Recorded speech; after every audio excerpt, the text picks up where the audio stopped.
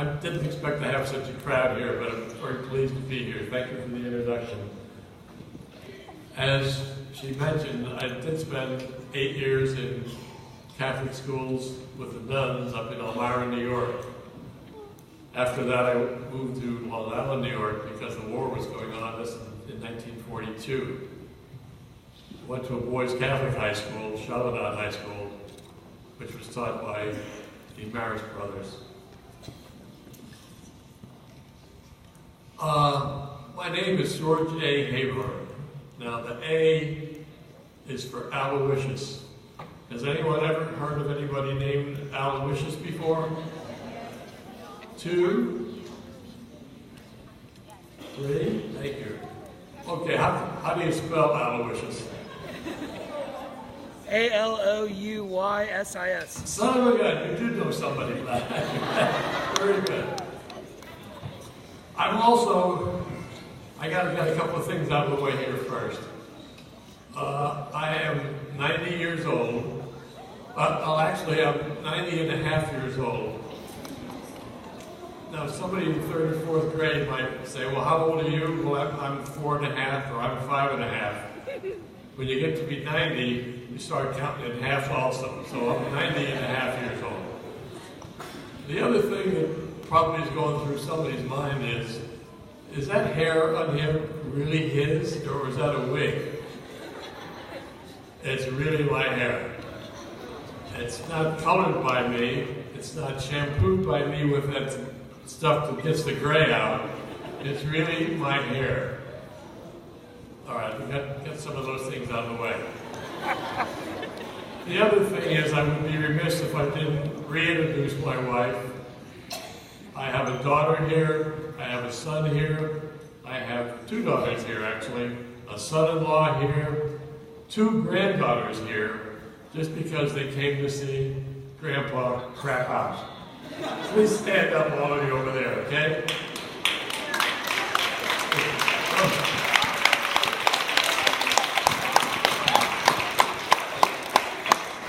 I'm very proud of it. I have 7 children. I have 15 grandchildren. I have 8 great-grandchildren, and 1 more is on the way. So I've had an exciting life so far. As the principal mentioned, I've been married 66 years. We'll get into some of that later on. When I went to my senior year in high school, I turned 18 years old. Second World War was going on. Actually had just finished at that point. But as an 18-year-old in high school, or as an 18-year-old period, I had to go enlist, or rather enroll for the draft. They weren't drafting 18-year-olds that year, thank goodness. So I was able to go off to college, where I spent 4 years at Hofstra College, now Hofstra University, on Long Island, New York. But when the graduation came in 1951, the draft board was still waiting for him because they were drafting at that point. A friend of mine had come home at Christmas of '51 and had told me that he's in the Fort Holabird down in Maryland, which was a counterintelligence corps school. I looked it up and found out you had to enlist in the Army for 3 years to be eligible to go there, because the training was so intense that if you had all that experience and training, they wanted you to be around for a longer time. So I ended up enlisting in the Army in June of 1951. I went off to Fort Dix, New Jersey. Now, I'm going off to counterintelligence corps school, but guess what? I have to do 16 weeks of infantry basic training. Infantry basic training is really the bottom, as most of you guys realize. And the Korean War is going on now, and we were getting our fannies beat in pretty badly at that point. My drill sergeant for our platoon was just back from Korea. And so we went through all kinds of preparations for war itself, because we were all thought we were going to go off to war. most of the students, pardon me, most of the candidates in my class at Fort Dix were all ex-college graduates because they were on their way to OCS upon the completion of the basic training. We graduated in December of '52, and I went off to Fort Holliver, which is down outside of Baltimore, Maryland, in Towson, Maryland. We had 16 weeks of intense training there, and by intense training, I mean we went to class from 8 o'clock in the morning to 5 o'clock in the afternoon, 5.5 days a week, for 16 weeks, and it was intense training of all kinds, interrogations, I won't go on all the details of it, but things that you had to know how to do to become an agent in the counterintelligence corps. I graduated from there in March of 1952, and was assigned to Hawaii, which was back then, as the principal mentioned, was a territory, not a state. So the military had a lot more credence over there and more responsibility over there because of the situation with the territory. But we ended up in civilian clothes. I flew to Hawaii from New York, from LaGuardia Airport, in civilian clothes all the way to Hawaii.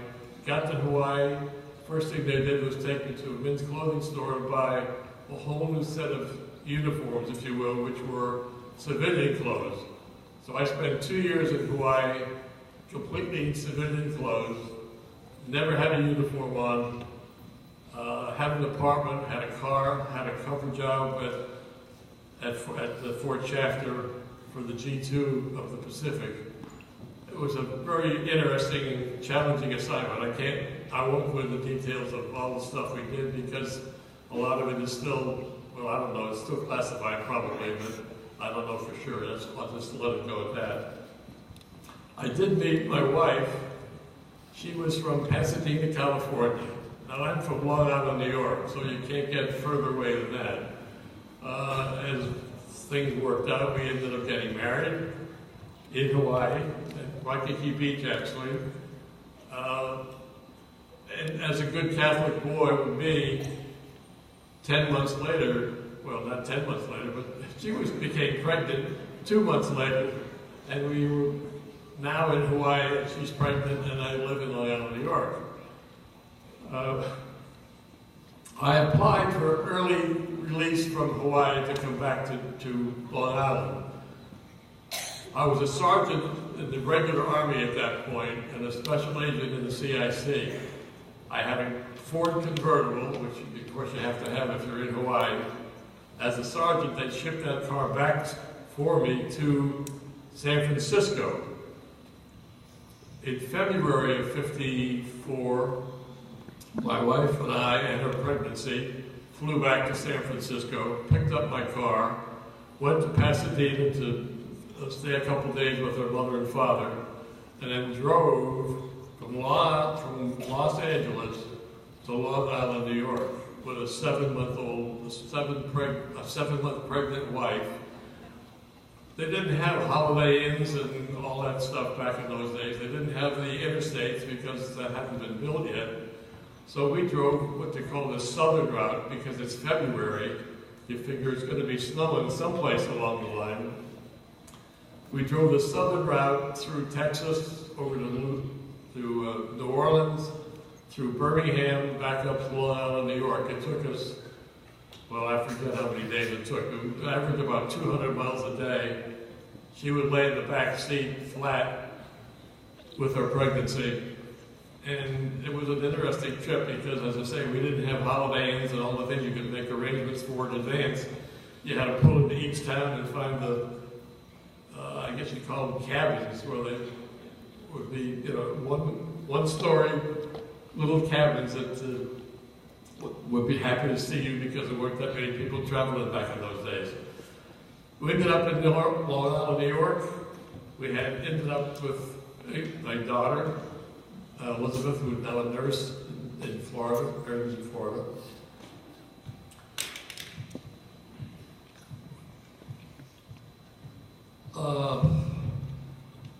ended up working for a merchandising consulting firm in New York City. The reason I got the job was because a fellow who had gone to Hofstra ahead of me took the same classes I took and had graduated a year ahead of me. He had been promoted from his job at the consulting firm, and he wouldn't be released from his job to the next job up that he qualified for until they had found a replacement for him. He called me and said, "You took the same classes I took at college. You want to apply for this job?" Sure, I did. I applied for the job. Never thought I would be working in New York City, but sure enough, I did. Ended up there for 4 years, and Rich's Department Store, which none of you kids, I guess, here ever heard of Rich's Department Store, but it was, some of you older people realize it was the store at the time. You could buy things and bring them back without any questions asked, including people, gals, who would buy dresses on Friday, go to a party on Saturday night, and bring the dresses back on Monday and say, I don't like this dress. It worked, everybody did it, so nothing unusual about that. I have some notes, so I have to refer my notes from time to time.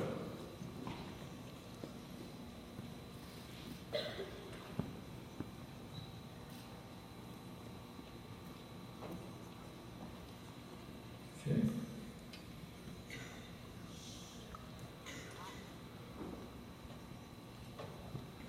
We ended up with 7 children, 4 boys and 3 girls. The 3 of the children went here to IHM, and we lived over on Jordan Terrace, which is not far from here.